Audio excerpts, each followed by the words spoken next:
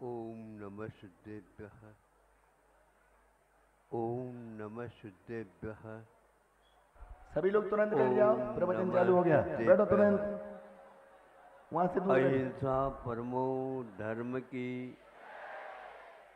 आचार्य गुरुवर श्री कुंद कुंद भगवान की। आचार्य गुरुवर श्री ज्ञान सागर मुनि महाराज की।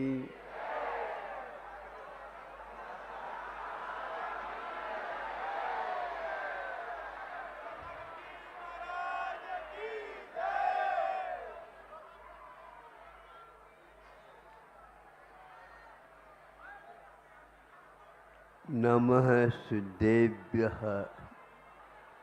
सिद्धों को नमस्कार हो।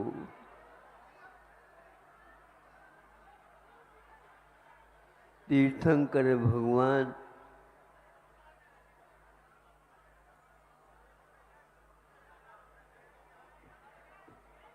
अरहंतों को, आचार्यों को, उपाध्यायों को, साधु परमेष्ठियों को नमस्कार नहीं करते, मात्र शुद्ध परमेष्ठि को नमस्कार करते। ये चारों परमेष्ठि एक प्रकार से संसारी कहलाते हैं,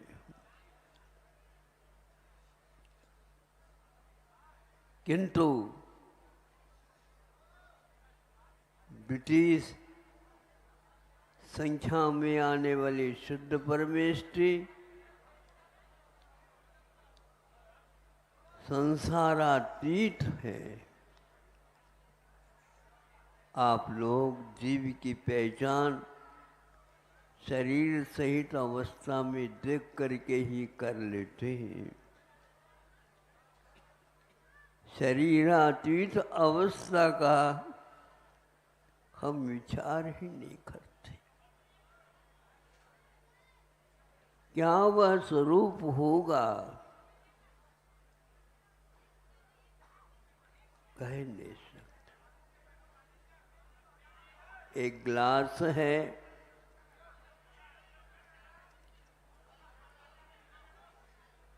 उसमें कुछ सुगंधित पदार्थ हैं, खाने योग्य भी हो सकते हैं।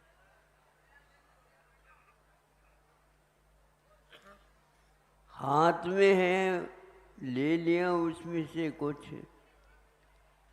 स्पर्श ज्ञान हो गया, गंध सुगंधी आई, नासिका में चली गई, गंध का बोध हो गया। देख रहे हैं आंखों से, दिख रहा है, पीला पीला वर्ण का है। सुन रहे हैं पीला पीला वर्ण का, ये श्रोतेंद्र का विषय हो गया। अब सोचते हैं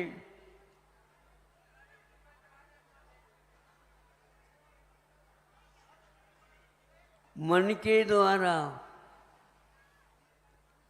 इन चारों गुणों का इंद्रियों के माध्यम से ज्ञान हो गया। भैया ये बताओ उसका स्वाद कैसा आया?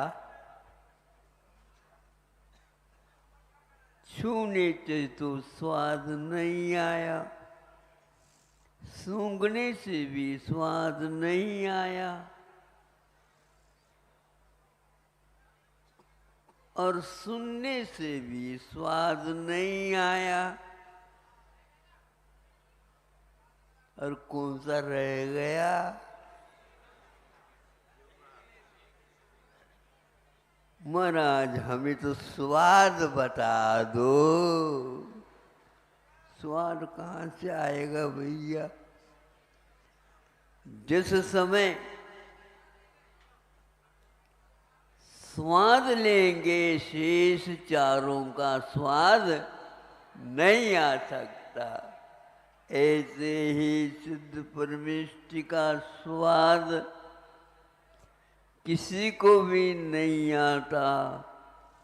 केवल जब शरीरातीत होगा तभी वह स्वाद होगा, आएगा।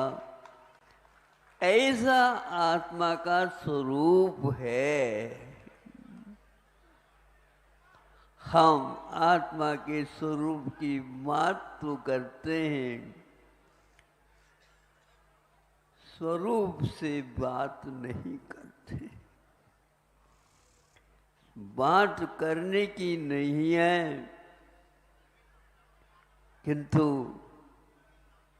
उसका अनुभव करने की बात है। प्रवचन सार में आचार्य कुंद देव ने इस स्वरूप का विवेचन किया है।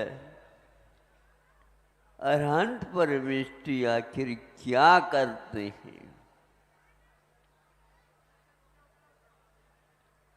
अरहंत परमेष्टि बाना से रहित हो गए, क्योंकि अंतराय कर्म की बात सारे से समाप्त हो गए। फिर क्या करते हैं वो?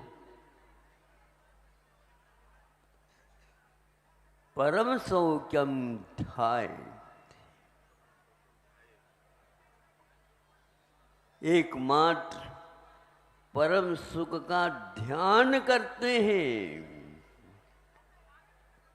जब महाराज अनंत चतुष्टय का सुख हो गया उन्हें उपलब्ध, फिर कौन सा सुख का ध्यान करते हैं? अब उनको ध्यान करने की क्या आवश्यकता है? नहीं। अरहंत परमेष्टि होने के उपरांत भी स्वस्थ नहीं हुए, अभी अस्वस्थ हैं। महाराज फिर दवाएं मंगाए? नहीं।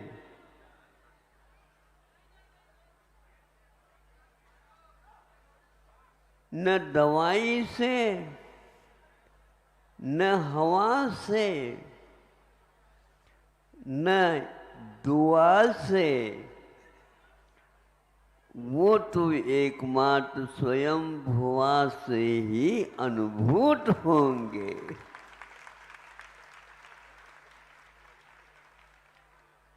वाह!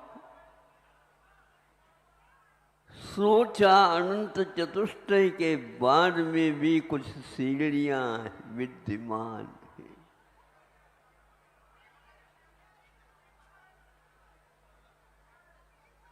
मंजिल से जुड़ी हुई जीना रहता है, लेकिन जीना रहता है,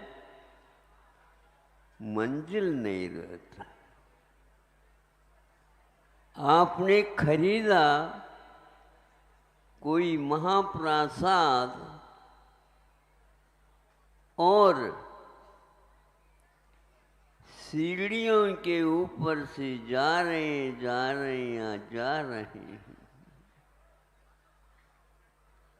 मार्ग क्या वस्तु है यही समझ में आ जाता है। मंजिल तक पहुंचाने के लिए तो सीढ़ियां होती हैं, किंतु सीढ़ियां तो मंजिल से बाहर ही रहते हैं। मार्ग हमेशा मार्ग रहता है, मृग्यते अनया। इस मार्गना के द्वारा वह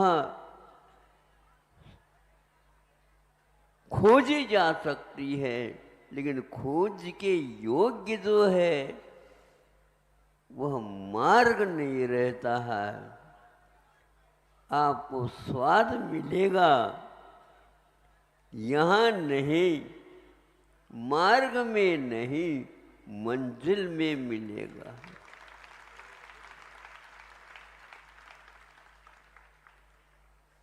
आप लोगों ने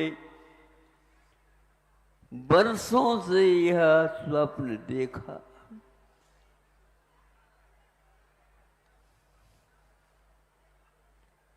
अतीत की उन खाइयों में भी गए होंगे आप, और अनागत के ऊंचाइयों के तक भी मन को दौड़ाया होगा आपने। वह दिन, वह घड़ी, वह क्षण कब प्राप्त होगा? बड़े बाबा का वह पंच कल्याणक महोत्सव इन सब घाटियों से हट करके कब वह होगा, कब वह होगा? बोलो, हो चुका है।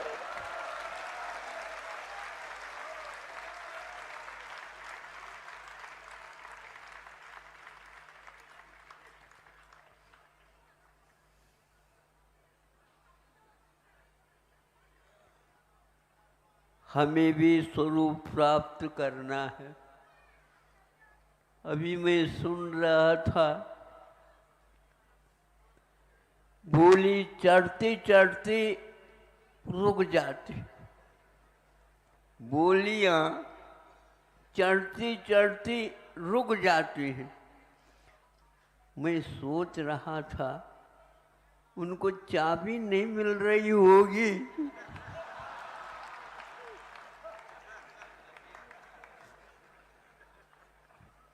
या चाबी मिल करके मिलने के बाद भी खुल नहीं रही होगी।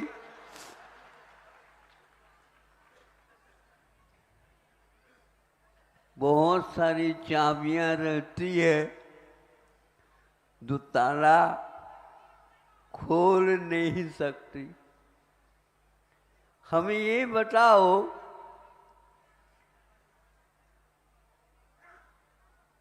चाबी हाथ में रहने के उपरांत भी खोलने के हुए फिर भी ताला क्यों नहीं खोलता? ताला बहुत बड़ा रहता है, चाबी छोटी रहती है, इसलिए ताला नहीं खुलता होगा। ऐसा नहीं, फिर कैसा? ध्यान रखो, ताला भले बहुत बड़ा लगा दो, चाबी थोड़े से भी कहने से अपने आप ताला खुल जाता। किंतु मन में जब विचार आए तभी तो चाबी काम करे। भैया खोल दो, खोल दो, अब किसी प्रकार से कि बंधन मत रखो, तब कहीं जा कर के अनंतकालीन ग्रंथियां खुल जाती।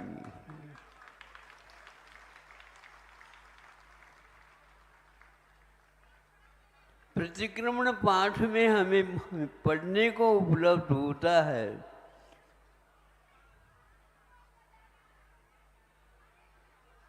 सघंटम विसृजामि निर्ग्रंथम अवोठेमि। सभी ग्रंथियों को मैं छोड़ देता हूँ, निर्ग्रंथ अवस्था को प्राप्त करता हूँ।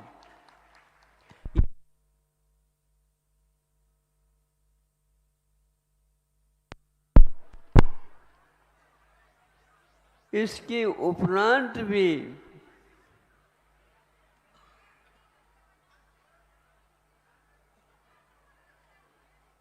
चेलम उत्सृजामि,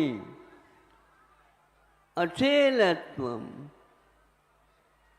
गृह्णामि अवुत्थेमि, मैं वस्त्र को छोड़ देता हूँ और दिगंबरत्व को स्वीकार करता हूँ। महाराज दिगंबर अवस्था को प्राप्त कर गए। अभी यह शरीर यदि है,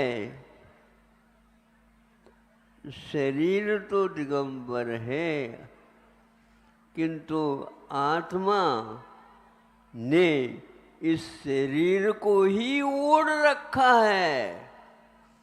यह समझना बहुत कठिन है। एक ओढ़ा हुआ वस्त्र उतार देना,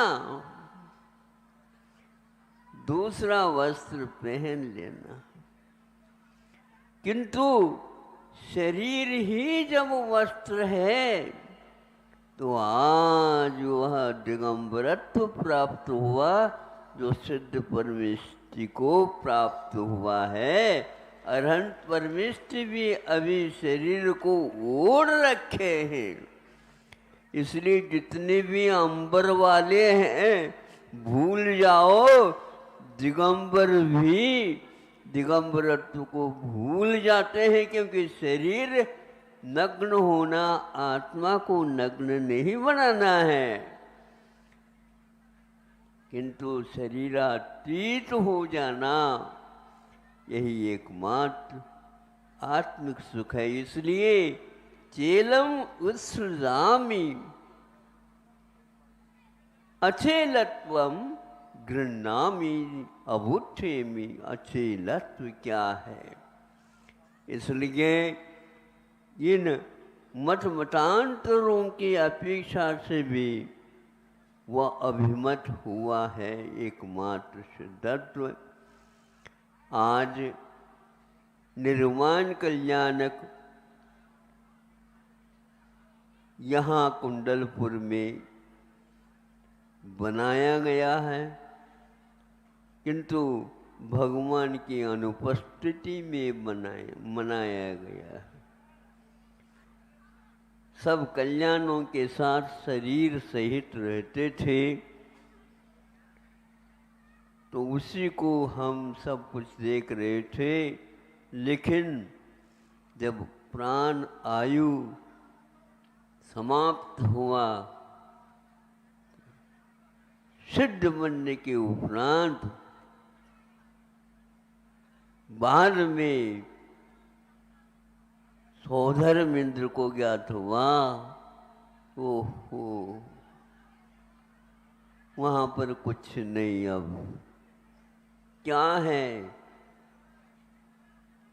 चार शरीर जो जब तक कल्याणक थे तब तक तो शरीर की विवक्षा थी, किंतु निर्वाण कल्याण होने के उपरांत वहाँ पर अनुपस्थिति में ही सौधर्म ने प्रतिष्ठा पाठ के अनुसार संभव है, जैसे प्रतिष्ठा पाठ में यह उल्लेख मिलता है, वहाँ कुछ भी नहीं है, केवल निर्वाण कल्याणक का कांडक पढ़ करके सिद्ध सम्मतनाणदम सन वीर्य शुभम तैव अवगहनम अगुरलौम अब्बावाम अटुगुणा होंत सिद्धानम। इस प्रकार सामान्य रूप से 8 गुणों को स्मरण करते हुए सिद्ध भक्ति पूर्वक मात्र निर्वाण कल्याणक मनाया। आज यह अंतिम पंच कल्याणक का निर्वाण कल्याणक हो गया। मध्याह्न में विहार होगा, तो फेरियों के माध्यम से आप इस दृश्य को भी देखेंगे। फिर कल क्या रहेगा महामस्तकाभिषेक। आप ही सोच लो, बड़ा विचित्र है। संयोग होता है और वियोग होता है, लेकिन यह शरीर का जो उनको वियोग हुआ है वह अनंत काल के लिए हुआ है, पुनः संयोग नहीं होगा। संयोग तो दुख मनेक भेदम, यह दुखों की श्रृंखला टूटती नहीं है, क्योंकि संयोग करते रहते वियोग नहीं हो पाता। ऐसा वियोग और ऐसा संयोग हमें मिले जो पुनः पुनः मिल न पाए। ऐसा यह सिद्धत्व को प्राप्त हुए सारे सिद्ध परमेश्वरियों को मैं बार बार नमस्कार करता हूँ। कई पंच कल्याणक हुए, किंतु निर्वाण कल्याण के समय पर ऐसा लगता है यह सारा क्षणिक दृश्य है। इन दृश्यों में कोई भी देखने योग्य नहीं है, क्योंकि अदृश्य होता है आत्म तत्व, जो आँखों के द्वारा देखने को उपलब्ध नहीं होता, पांच इंद्रियों के द्वारा भी उपलब्ध नहीं होता। सारे वस्तु के स्वाद आने के उपरांत भी रसनेन्द्र के द्वारा जो स्वाद आता है वही एकमात्र चेतन तत्व है। बाकी सब अचेतन तत्व के अंतर्गत आ जाते हैं, क्योंकि उसका स्वाद हमें उपलब्ध नहीं होता। वहीं पर स्पर्श हो रहा है लेकिन स्वाद नहीं आ रहा, और स्वाद नहीं आ रहा है तो समझ लेना हमारी ज्ञान चेतना अभी उद्घाटित नहीं हुई। हम उस परम पारिणामिक तत्व से मंडित उस ज्ञान चेतना को बार बार नमस्कार करते हैं।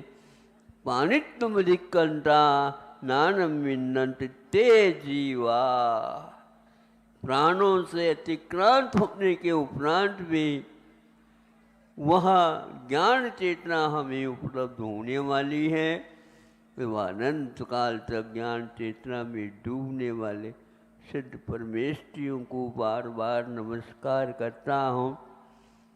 मध्याह्न के इस कार्यक्रम को आप लोग सब भूमिका बन गई है, उसके अनुसार पूर्ण करेंगे और मन में यह संकल्प ले ले, हे प्रभु, जैसे आपके पांच कल्याणक हुए हमें और कोई नहीं चाहिए। सिद्धत्व की उपलब्धि में जो आपने साधना की थी आपको उपलब्ध हो गए, हमें भी उसी प्रकार का संयोग मिले और सभी को मिले। इन्हीं भावनाओं के साथ अंत में गुरु महाराज को भी याद करता हुआ इतना ही अपेक्षित रखता हूँ। अंत में आपके सामने हमने कहा था, जिस प्रकार आपको यह संलेखना करने का जो आप लोगों को भाव हुए थे, धन्य है। शरीरातीत अवस्था को प्राप्त करने के लिए यह शरीर के प्रति मोह ममत्व छोड़ देना ही एक प्रकार से कषाय संलेखना मानी जाती है। संलेखना को तो हमेशा हमेशा याद रखना चाहिए।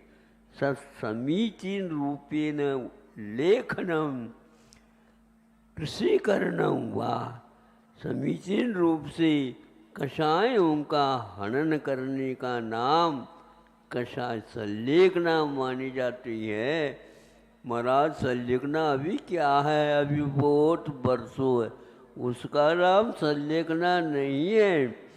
संलेखना तो मुनि महाराज श्रवण हमेशा हमेशा प्रतिक्षण करते रहते हैं, करना चाहिए, क्योंकि कषायों के कारण ही आत्मा को दुख होता है।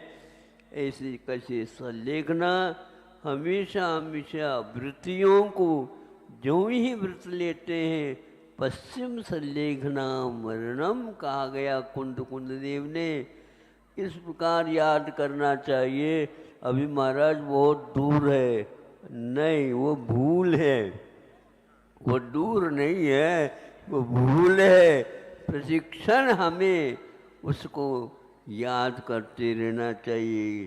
खाते समय, पीते समय, उठते समय, बैठते समय, ये जो क्षण प्राप्त हो रहे हैं, यह आयु कर्म के एक निश्चय के क्षय से उत्पन्न हो रहा है।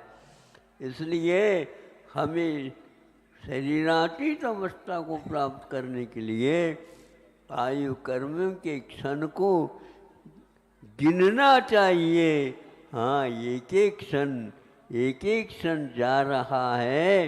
इस प्रकार के भाव करने से अपने आप ही मोह का संबंध जो शरीर के साथ जुड़ा हुआ है वो टूट जाएगा।